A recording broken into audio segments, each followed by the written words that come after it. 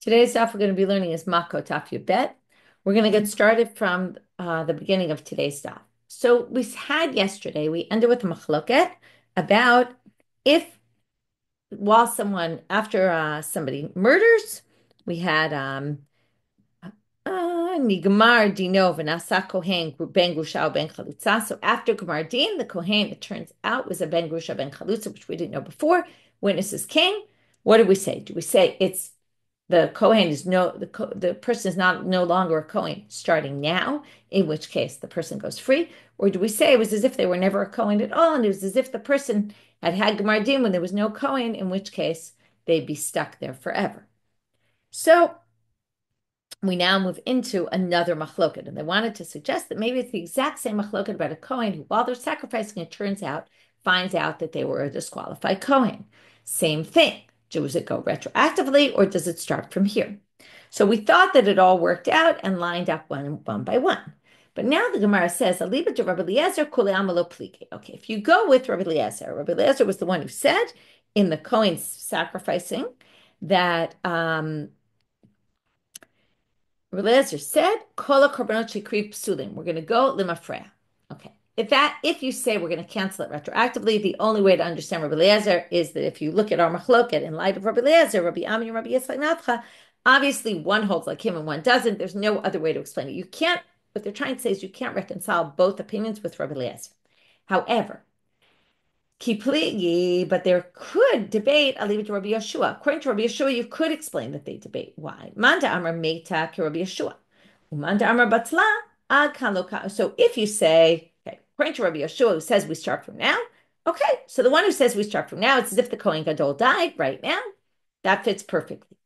But even the one who said Manda Amar Batla, if you say it was already retroactively canceled in the case of the Kohen and the in the Ir Miklat, that it's as if there was never a Kohen, you could say, Rabbi Yeshua Hata. Rabbi Yeshua only said in sacrifices where we go from here moving forward is specifically in the case of sacrifices, dictive, meaning we're not going to disqualify all the past sacrifices. Okay, so we won't even discuss the fact that how on earth would we ever figure out which sacrifices this Kohen did? It would be more like an impossibility. But even if you could say, at least we knew certain ones were disqualified, we're not going to do that because of a different reason. Which means that God blesses the handiwork, the things in his temple, which means afilu chalalim shebo. Even okay, now they darshan this word chelo, and they say it's like even chalalim. Even if you have a halal doing it, God is still going to bless it. And therefore, right, you would say that in that case of the sacrifices, we're going to go with Rabbi Yeshua, that we're going to say from here on in, but not retroactively. Aval hacha afilu Rabbi Yeshua modeh, but maybe in our case where there is no such thing, there's no reason to say that. There's no blessing of God going on here. It would be irrelevant.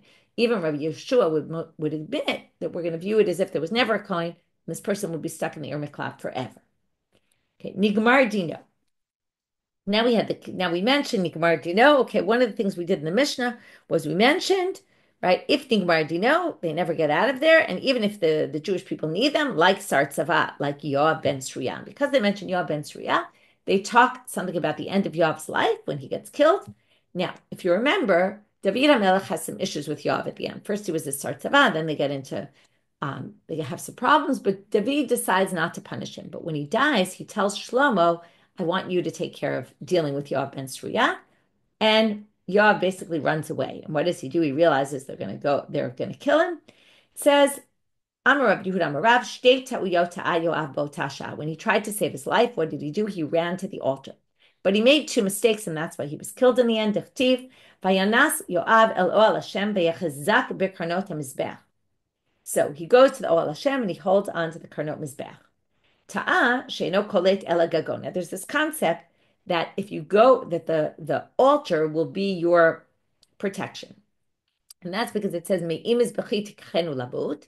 We'll take someone out even from the altar. However, it says from the altar and not from on top of the altar.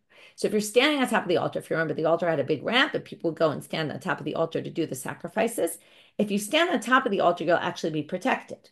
But Hu tafas b'karnotav, but he was holding on to the corners. He wasn't on the mizbeach. Ta'ah she'ena kolet el mizbach beit olamim. The second mistake is that only the one in the Beit Hamikdash. V'hu tafas mizbeach shel Shiloh, and he was in the mizbeach in Shiloh. In other words, the pasuk was really referring to in the temple, not the temporary one. Abai Omiel, he adds a third. V'hanami mitata. He also made another mistake. Ta'ah she'en kolet el kohen v'avodah biyadil. The whole issue is even a Kohen, okay? From even the Kohen, if he's working in the avoda, doesn't mean anyone who goes to the altar is going to protect themselves from getting killed. No, it's only a Kohen, and when he's doing the work, temple service, and he wasn't even a Kohen. So, of course, he wasn't going to get saved. Now, apropos this issue of people making mistakes, we're going to now go off topic completely. We're already somewhat off topic. In the future, the angel of Rome, Samael is his name, he's going to make 3 mistakes. And how do we know this? Now, this pasuk is describing God when he's returning from the battle with the angel of Edom, okay, which is Rome. Okay, so who is this coming from Edom? Whose all his clothes are soiled with blood from Batzra. He's coming from Batzra. So now, To'eh she'ena kol. Now, why Batzra? Remember, Betzer is one of the 6 Yarvei Miklat. So now they're going to say, To'eh she'ena koletet ela Betzer, not Batzra. I got confused by the place. The angel went to Betzer, to Batzra to be saved, but it was really Betzer that was the place that could have saved him. But even that wouldn't have saved him. Mistake number 2. Right, so here, Ena koleta ela Batzra, who golele Betzer, and who golele Batzra. That's just a continuation of the previous, right? He went to Betzer. He went to Batzra, but it was really Betzer. To'et she'ena koletet ela shogeg v'hu mezidaya. It only protects you if you're accidental murder, but not if you did intentionally. And the angel of Rome killed people intentionally. To'et she'ena koletet ela adam v'hu malach, who, okay, he's an angel. Angels don't get saved from an ir miklat. So 3 mistakes the angel of Rome is going to make in the future. Amar Rabbi Abau, Arei miklat lo nitnu l'kfuha d'chtiv. So Rabbi Abau says you can't get buried in an ir miklat. Now this is going to contradict what we learned already. Sham take furato. So we'll get there in a minute. How do we know that? D'chtiv, because the Arei miklat were in Levite cities, and in Levite cities there's a rule that you can't bury there, and we're going to learn it right now. Umigrashehem, which is the area around, okay, the Levite cities, we're going to talk about this soon, so let's already talk about it now. Cities were surrounded by 2,000 cubits. The first 1,000, right, which is called the tchum of the city, we talked about that. The first 1,000 cubits are for the beautification of the city, where we leave them without anything going on there. The next 1,000 cubits were for the fields, okay, and all that's considered part of the city. So the open space right outside the city is called the migrash. Migrashehem, the migrashim of the Levites, there's a pasuk in the Torah, Yula vehem tam, for their animals to graze, Ula rechusham, and for their property, l'chol chayatam, and for everything they have. L'chayim, now what's l'chol chayatam? What are they trying to say? L'chayim natnu v'lo l'kfuha, it was given to life and not to burial. Usually people would bury outside the city, probably use the migrashim, but not in the Levite cities. So now they say meitive, but there's a contradiction. Shama. Shamte dirato, shamte mitato, shamte furato. That's from yesterday's daf. It's used for burial. So they say, Rotzeach shane degale berachmana. Okay. Levite cities were not meant for burial. However, since the Torah said that they have to lanus shama, and shama they darshan to mean also for burial, the Torah specified that specifically, yes, rotzchim, murderers, accidental murderers who are living in the city can be buried in the city. Okay, it's only everyone else who can't be buried there, but there's a special dispensation for them because there's nowhere else for them to go. They have to stay in the ir miklat even once they're no longer alive. Next line, kashem sha'ir koletet. Okay, just like the city, also the tchum around the city. Uriminu, but wait, there's a contradiction. It says, so that means if you get already within the boundaries of the city, you're already protected from the relatives. Vayeshev ba. So now it says, right, and you're supposed to live in that city. Ba v'lo b'tchuma. They darshan from that in the city, not in the tchum of the city. You can't live in the borders of the city. You have to live in the city. So Amar ba, and so then how could the city protect you? The border, the tchum of the city protect you. Amar ba lo kasha kan liklot kan ladol. Okay, that was an easy one. When they said it protects you, it means if you already get into the boundaries of the city, you're protected. It doesn't mean you can live there. The other source was saying you can't live there. Ladur, you don't need a special drasha to say you have to live there and not in the tchum, because you can learn it from the fact that you can't make a sadeh into a migrash, velo migrash sadeh. As we said before, the 2,000 cubits, 1,000 was for open space and 1,000 was for fields.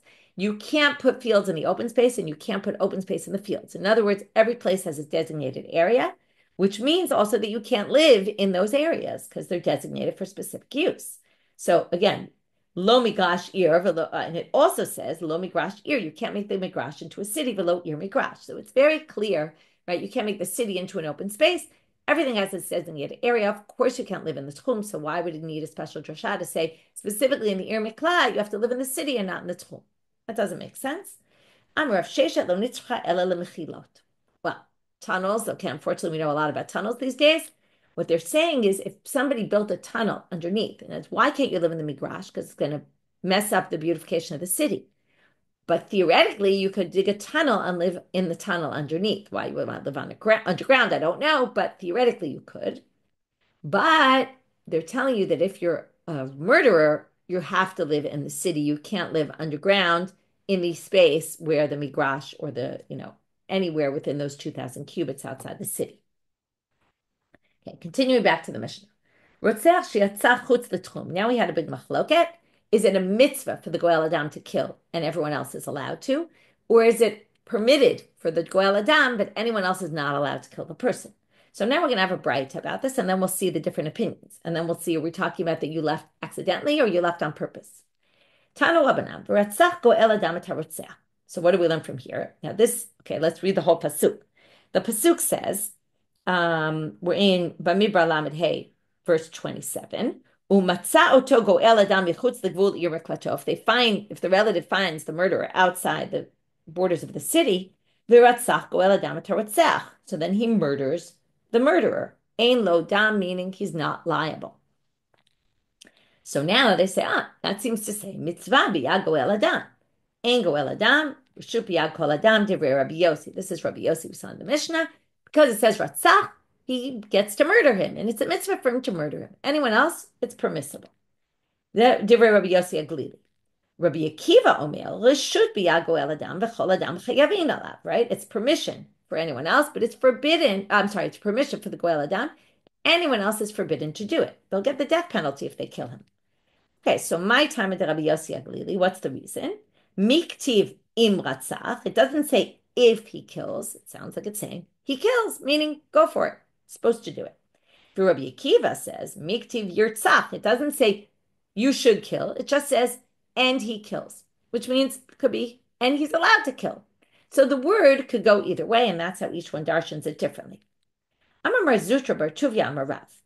Now we're going to hear something else. Mar Zutra says in the name of Rav, Rotzeach sheyatzach chutz l'tchum, u'mitza'o goel adam, if the Rotzeach goes out of the border of the city, and the relative finds him, v'harago, and kills him, neherag alav, the relative gets killed.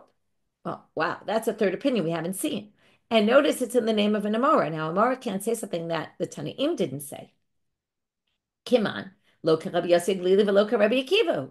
Right? This doesn't, lo Rabbi Akiva. This doesn't match either Rabbi Yossi Glili, doesn't match Rabbi Akiva. How can you possibly explain this? Well, Hu de Amar Ki Tana, he must hold like the following Tana, de Tanya, as appears in this brighter. We're now going to say there aren't only two opinions, there's a third opinion. It wasn't mentioned in our Mishnah, wasn't mentioned in this brighter, but is a third opinion. De Tanya, Rabbi Eliezer Omer. Ad amdo lifnei ha'ida mishpat. Okay, now we're in a different context. We're in Bamidbar. It's also, 1 second, this pasuk is in Bamidbar Lamed Hey also. Okay, but it's talking in a little different context. Vayu lachem ha'arim lemiklat migoel, v'lo yamut ha'rotzech ad amdo lifnei ha'ida mishpat.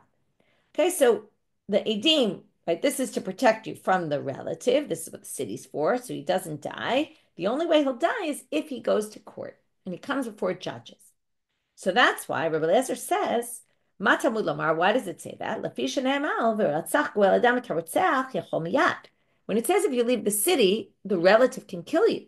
The person who left the city, the murderer, well, you might have thought immediately, you see someone outside the city, you can kill them. Talmud Lamar, Adam do lifnei Adan mishpat. Only once he goes to the court and the court rules that you can kill him. You can't just kill him on your own, as opposed to what Rabbi Yossi Glili and Rabbi Kiva seem to say. Rabbi Yossi and Rabbi Kiva, so what did they do? Hayam do lifnei, or Rabbi Yossi Glili and Rabbi Kiva, Hayam Adam do lifnei Adan mishpat my darshabe. What did they do with that pasuk? Well, they need it for a totally different halacha. Adam do lifnei Adan mishpat, until you stand before a group of people for justice, for a court ruling. Rabbi Kiva Omer, we're going to learn something else, a different halacha that we learned in Sanhedrin. If the Sanhedrin themselves, the judges, saw a murder, they have to bring him to a different court. That's what it says. They have to bring him to a different Eidah. People who saw a murderer, the whole idea with a murder case is that we have to make sure, if you remember from the beginning of Masechet Sanhedrin, we have to make sure that we've done everything to try to exonerate this person. Okay, we try to find schut, as they say. Try to find the merits, we try to find reasons that the person's not liable. Now, if you saw the murder, it's going to be very hard for you to really do that. And therefore, it has to go in front of somebody else. Where do we learn it from? This pasuk. Talmud Lomar, Adam do lifnei ha'idal mishpat. Again, ad she'amo bebeit din achil. Okay, until they go before a different court. Tanu Rabbanan. Now we want to get to, is it intentional or unintentional? Okay, when the person leaves the city, the Goel Adam can kill him. Is it only if they left intentionally? What if they left accidentally? They didn't realize they were outside the tchum. So im yatso yetzeh let's just read it. Im yatso yetzeh harotzeach. Okay, if he leaves, if he leaves the city again, Goel Adam can kill him. So im yatso yetzeh harotzeach en li'ala mezid. Shogeg minayin. So maybe it's only if they left intentionally. How do we know even shogeg? Talmud Lamar im yatso yetzeh mikom makom. The double language comes to include an additional case, which would include accidental as well. So even if you accidentally leave the Ir Miklat, the Goel Adam can kill you. But now they say v'hatanya, doesn't it say in a Braita b'mezid neherag b'shogeg goleh? If you did it mezid, you get killed. But if you left b'shogeg, you go back to galut. Okay, so now we're going to say, right, there's a lot of footnotes here. Just one second. I want to check one thing. There's obviously a lot of Girsa issues. Forgot the difference here. Just 1 minute.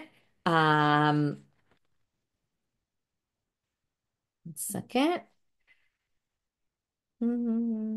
So you'd say, okay, Bahatanya, right, B'mezi, B'shogeg. Yeah, okay, it's fine. So we'll go with the Girsa that we said, which is, again, if we get rid of the word hahorgo, okay, but if it was b'mezid, you left the city, you get killed. And if it was b'shogeg, you go to the Yer Miklat. So now we have a problem because it sounds like you go back to the Yer Miklat and they can't kill you if it's b'shogeg. To which they answer, lo kashya. Hakamanda amar amrinan Torah dibra Torah kelishon b'nei Adam. Hakamanda amar lo amrinan Torah kelishon b'nei Adam. Sorry, lo amrinan dibra Torah kelishon b'nei Adam. There's a big machloket. We've seen it before. It usually breaks down to Rabbi Akiva versus Rabbi Ishmael. Rabbi Akiva holds that we can darshan every word in the Torah. The Torah wasn't written in a regular way of speaking, which means that yatsa comes to be an extra case, which means even shogeg. But if you go with the school of thought of Rabbi Ishmael and you say, no, the Torah just used that. It really means just if he left, and it just uses the way people speak on the street, then you're not going to darshan anything from it, and then you're going to say only mezid, not shogeg, and that goes with that braita that we just quoted. Amar Abai, mistabra kamad amar dibra Torah kelishon b'nei Adam. Abai says it makes much more sense to say that if the person left accidentally, we don't kill them. You can't kill them. The relative can't kill them. Why? Well, logic would say shelo yehi safoch amor mitchilato. You can't say that the later halacha is going to be more strict than from the beginning, meaning matchilato b'mezid neherag b'shogeg goleh. In the beginning, if he killed b'mezid, he gets killed. But if he killed b'shogeg, he goes to the Yer Miklat.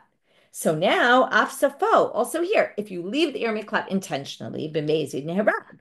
B'shogeg, if you left the Yer Miklat accidentally, you're goleh. We're not going to say, oh, if later you do a shkaga, now they can kill you. That would be crazy. Moving to a different topic. Tanechad. Av shaharag beno. What if a father kills a son? So naaselo, or avsharag, if a father kills a son, beno naaselo goel adam.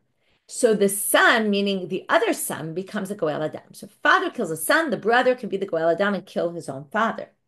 V'tani idach, another braita says, ein beno naaselo goel adam. No. The son is not allowed ever to kill his father. So they say, Lema Harabi Yossi Aglili Harabi Akiva. Maybe you'd say this breaks down into Rabbi Yossi Aglili Rabbi Akiva. Rabbi Yossi Aglili says it's a mitzvah for the Goel Adam to kill. So then the child should be able to kill the father. If you say it's not a mitzvah, then you say, well, then we're not going to let a child do it to a father. Somebody else, yes, but not a child do it to the father. So now we're going to say, B'tizbira, 1 minute. This doesn't make any sense. There's no way we're going to allow this. Even if you think it's a mitzvah, we're not going to allow the son to kill the father. Why not? Well, back to the 10th chapter in Sanhedrin. Only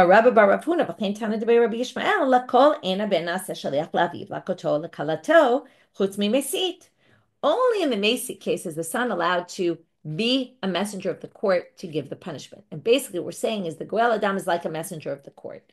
And therefore, right, because they're basically giving the punishment that the person is deserving of murder, but we're not going to allow that for a son because the son's not allowed to be a shliach of a beit din. Okay, the only case they're allowed, chutz mimesit, sharei amra Torah lo tachmo v'lo tchaseh alav. The Torah says by a mesit there is no mercy whatsoever. Even a child can do it for the father. Otherwise, the child has to have mercy for the father and can't be involved in killing the father out of respect. So how do we reconcile the contradiction between the Breitot? How could one Breita say that the son could kill the father? To which the answer, there's a difference between respect of a child for a parent and respect of a grandchild for a grandparent.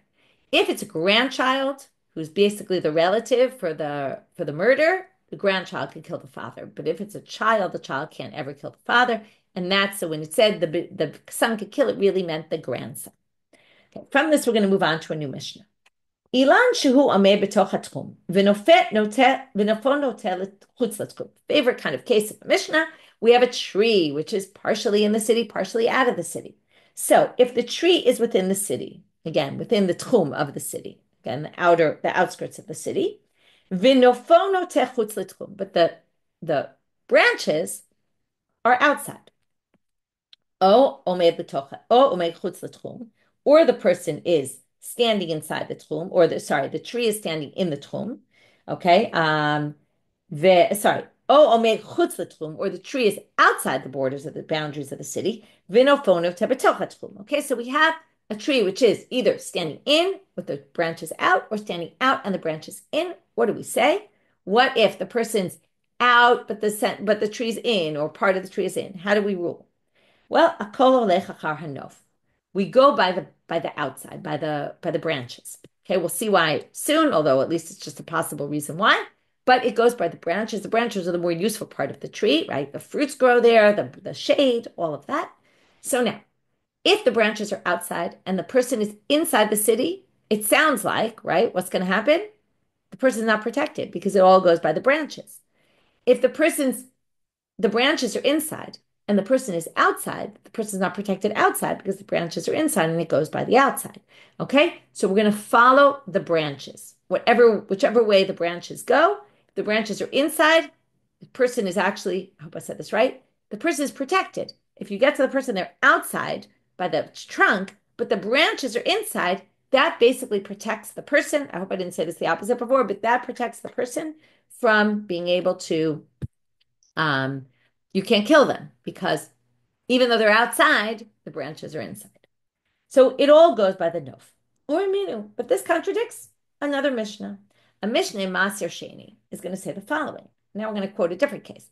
The things you have to know for this to about Maser Sheni is that's produce you have in your house that you have to bring in years 1, 2, 4, and 5 of the Shemitah cycle. You have to bring your Maser of your fruits, 10th of your fruits, to the Jerusalem, eat them in Jerusalem. Usually you would redeem them onto a coin, bring the coins into Jerusalem. Now, redemption can only take place outside the city, and eating the food, either that you brought or redeeming with a coin, you buy more produce, has to be eaten inside the city.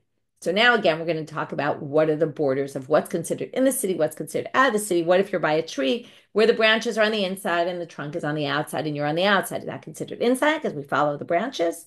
So it says there, Ilan Shu Omed, it's in Mishnayot Maser Sheni.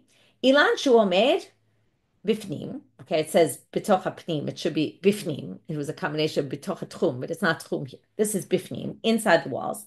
Vinotel achutz. Okay, so we have it standing inside, but the branches are outside. O ome bachutz vinotel lifnim, or the reverse. It's outside, but the branches are inside.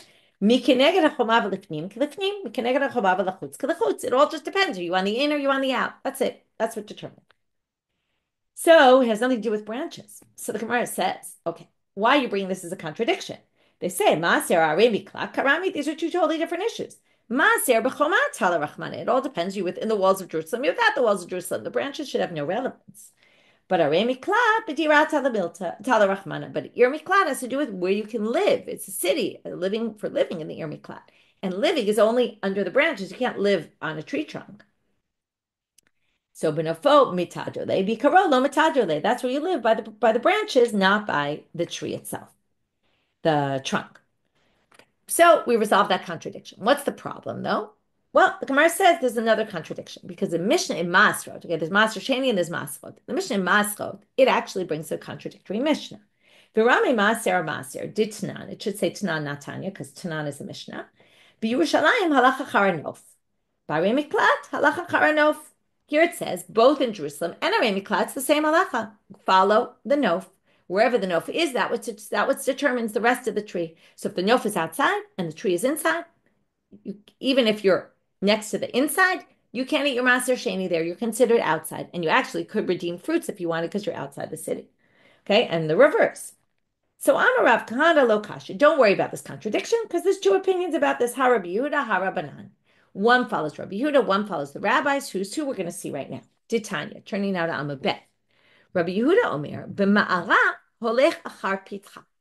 When it comes to a cave, okay, this is not relevant for our purposes, but when it's talking about Maaser, when it comes to a cave, and the cave is partially in the city, partially outside the city, holech achar pitcha.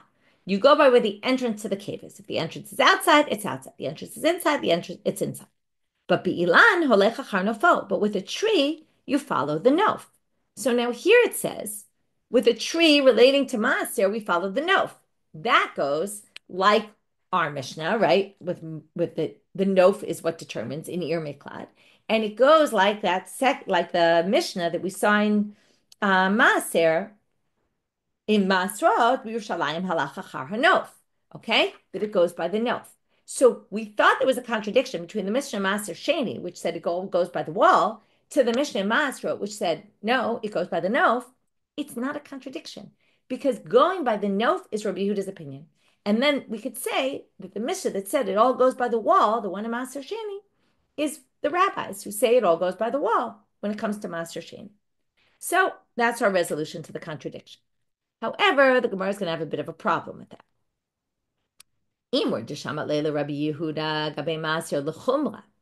But wait a minute. What Rabbi Yehuda was saying, we always follow the nof when it comes to Maser Sheni. It's because, as I said before, Maser Sheni has two issues. One is, are we in Jerusalem? Can you eat it? And if it's outside Jerusalem, then you can't redeem the fruits anymore because you can only redeem fruits outside the city and put them onto a coin. So there's two issues going on here, and either which way we're machmir is what Rabbi Yehuda is saying, to go by the nof. Okay, let's read it inside and we'll see how this works. Vinofo, so it's lechumra. Here go the cases. Ikaro bachutz. In other words, we learned that Rabbi Yehuda is really just saying we're machmir in all directions based on the nof. Okay, here's the way it's going to go. Ikaro bachutz. If the trunk is outside, vinofo bifnim, and the branches are inside.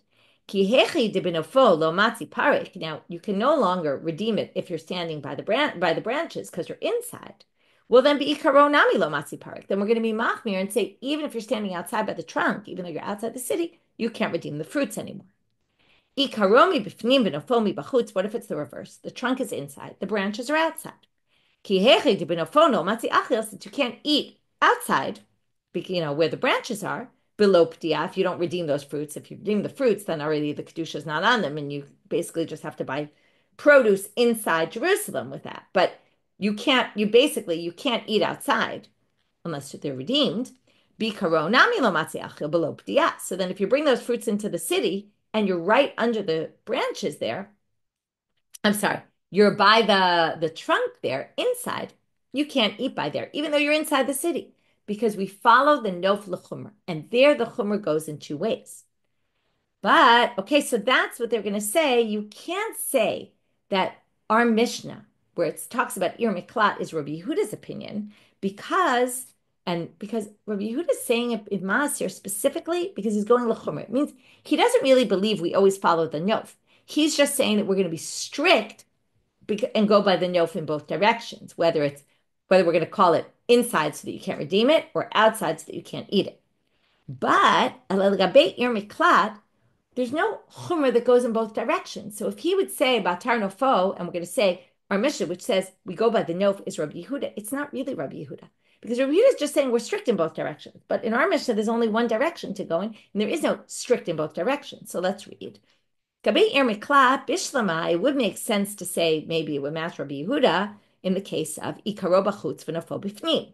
If the Nof is inside the city and the trunk is outside the city, Ki Hecha De B'Nofo Lo Matzi Katale, so just like the inside, where you're inside and the branches are, you can't kill the person. Since the branches are inside, we're going to also say you can't kill them when you're outside. And that's the stringency. The stringency is that we don't let the Goel Adam kill the murderer.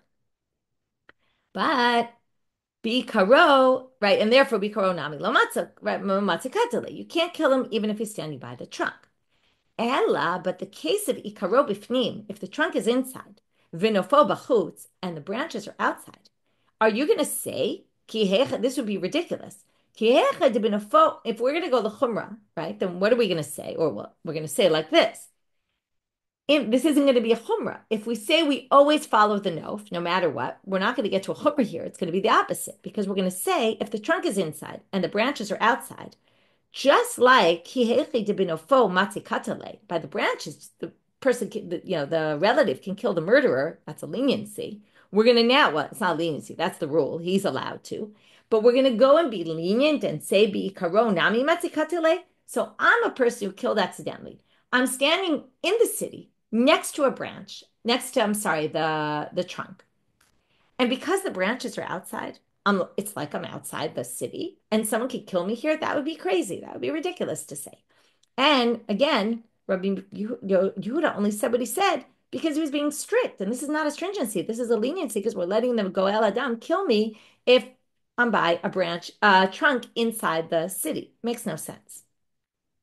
So they say, Hagavai, right? He's inside. How could you possibly say that? So therefore, we're going to explain this differently. It's not that it breaks down into Rabbi Yehuda Rabbanan, and our Mishnah just follows Rabbi Yehuda. We're going to explain like this. Amar Rava. Bi'ikaro, he's going to go through which cases did they argue about, which cases did they not argue with him. He's basically going to say that Rabbi Yehuda, it's not really Rabbi Yehuda's shita in our Mishnah, but Rabbi Yehuda will agree with the law in our Mishnah. Everyone agrees that if the trunk is inside the city, the ikar, of course you can't kill me, no matter what is happening with the nof. Kai binofo, okay, so dulamatzikat. If you're kai binofo, the achola horgo, what if you're outside and you're by the branches? The achola horgo b'chitzim uvitzrorot, t'koleam lo pligi dematzikatele. If the branches are outside and the murderer's outside, and the relative shoots arrows or throws something from a distance. Okay, we'll see exactly why we have to talk about a distance here. It's not really so meaningful or understandable till we get to the next line. Everyone agrees to matzikatale. Of course you could kill them because you're by the nof, which is the main part of the tree, and the nof is outside. And of course we're going to say it's outside. Ki pliga, the machloka between them is b'mehavi ikaro darga lenofo. What if the trunk is inside, the branches are outside, but the only way to get up there and kill you is he doesn't have arrows to shoot at you or rocks to throw at you. He wants to climb the tree to get to where you are because you're like up in the tree, let's say, hiding. Okay, the accidental murderer is up in the tree. The relative wants to get there. Is the relative allowed to come into the Ir Miklat to climb up the trunk to use it as a ladder to get to the branches, which are outside, right? Theoretically, you can't let the relative come into the city. The whole idea is we're protected, right? We don't let them in the city. But what if they're trying to get into the city just to climb up that to make it a ladder to get to something that's outside the city? So that's the machloket. Mar savar havi ikaro darga linofo. One holds that it is just a ladder to get to the top, and you actually can. Umar savar lo havi ikaro darga linofo. And the other opinion holds the ladder, you can't use it as a ladder, okay? This is all batar nofo. If you say batar nofo, that's Rabbi Yehuda. And you say we're the Mishnah that says we follow the nof, that means you can allow him to come in and use it as a ladder to get there. But if you say lo havi ikaro darga lenofo, then we're not going to allow him to come in. Okay, and those are the two opinions. That's where Rabbi Yehuda, the rabbis, would disagree. So we can't say it's Rabbi Yehuda, the rabbis. It's just that it's really about this particular issue. It's not exactly like Rabbi Yehuda in the other case. Rabbi Yehuda in the other case was it goes l'chumra in both sides. There is no chumra in both sides here. So we're not going to say that if you're inside and the branches are outside, we're going to allow them to kill you. We're just going to say that we're going to allow them to climb up the tree. That we can allow because that's not really a kula exactly.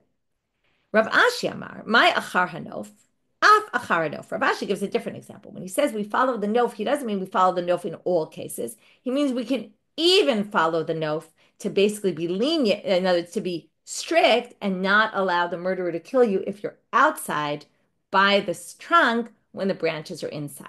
So then we could say it only meant to go in one direction. We thought batar nofo meant in all cases we're going to follow the branches. And that's why Rav had to explain it in this weird kind of way. Rav Ashi just says, read it as even. Okay, we can even follow that. Okay, new Mishnah. Harag ba'otah ha'il gole mishchuna l'shchuna. What if let's say you're a murderer, accidental. You go into the Ir Miklat and then you accidentally kill someone in the city. What do? You're already in the Ir Miklat. So you go from one neighborhood to another. You have to have some sort of exile. So you move to a different community. Uben Levi, now all the Levite cities acted as refuge cities. So what if you're a Levi who kills in your city? Golemi Ir Li'ir. You have to go to a different city. Because how is the Levi different? Because the Levi was never exiled yet. The first person was already exiled. So we don't need to exile you to a different city. You already are exiled. We'll just move you to a different community. But if you were never exiled before, you were living in your hometown, we're not going to let you stay there. And even in a different neighborhood, we're going to make you go to a completely different city. Tana Rabbanan. Now we're going to darshan this pasuk. In the Gemara, they're going to bring a bright taf. Samti lecha makom. So I'm going to make for you a place. This is what Moshe is told by God. V'samti lecha b'chayecha, meaning you're going to do it in your lifetime. And that's what Moshe sets up the first three. In the Ever Hayardin. Makom. What does it mean? I'm going to make a makom. Mim komcha. It's going to be from your property, which means Levites, cities. Because Moshe was a Levite. Asher yanus shama melamed sheyisrael magalim b'midbal. That they can run to even now, meaning that when they were in the desert, before they set up cities, they were able to go to the Levite Machane Leviah, where the Levites were living in that territory in the desert. Remember, they were camped in this big kind of square rectangle. So it was actually a square, I think. But anyway, in the Machane Leviah, they could go. Lehecham maglim lemachane Leviah, right? That's where they would go. Mikan amru. Now from here we learn ben Levi shaharag golem mipelech lepelech. Okay, if you have a ben Levi who kills, he can go from city to city. That's what we saw before. Pelech to pelech is city to city. V'im gala lepilcho kolatato. But if he went to a different neighborhood within his city, it actually would work. Okay, in other words, ideally he's supposed to go to another city, but it would work. Now, why should he ideally go to another city? Well, the reason is if you go to a different town within your city, you're not going to ever be able to leave that town. If you go to another city completely, you can move from town to town within that city. It gives you more possibilities. Okay, but it's not like for punishment purposes. It's just better for the person to do that. Amar Rav Acha B'reit Rav Ika Maikra. What's the pasuk where we see this? Ki be'ir miklato yeshev, ir shekelateto kfal. Okay, this is really coming to explain the halacha in the Mishnah. If you already killed, you get to stay within that city and just go to a different town because it says, you will stay there. And then they say, what does it mean? You could just say, because there you should stay. Why did it add Be'ir Meklato? It's adding even an ear that you already got there for a different reason, that you killed a different time. Well, you can stay in that city. New Mishnah. Kayotsebo, just like, okay, now this is a weird one. Kayotsebo doesn't really relate to anything. It sounds like it's relating to the previous. The best explanation is that there's a Mishnah in Shavuot just like this, and Kayotsebo relates to the Mishnah before it. And if you remember, all this stuff was memorized, and when they kind of brought that over to here, they kept it with the words Kayotsebo, even though it doesn't really belong here. So it's really a new halacha. If a murderer goes to Ir Miklat, let's say they want to respect him. Now, you shouldn't really get respected. You're an accidental murderer. Yomar lahem rotzeach ani. He says, look, I'm a murderer.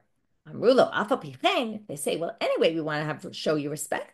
Yikabel mehem. So basically, this means, right, you should try to discourage them from respecting you, but if they want to, you're allowed to accept the respect after you already tried to say no. This is because in the beginning of the section, it says this is the words of the rotzach. It means the rotzach has to speak, but if he already spoke and said, no, I'm not interested in the kavod, and then they want to give it to him anyway, they're allowed to give it to him. That's a bit of strange halacha, but we'll continue on this Mishnah tomorrow. So what do we have? We started with this machloket, Rabbi Lezer, Rabbi Yeshua. Is it the same as the other machloket? And we said it's not necessarily. Could be, but it's not necessarily. From there, we moved on to we went through a bunch of different topics. We learned about Yoav and the mistakes he made, the mistakes that the Sar of Romi is going to make, the Malach of Rome in the future. Then we had the Tchum. We talked about some issues about the Tchum.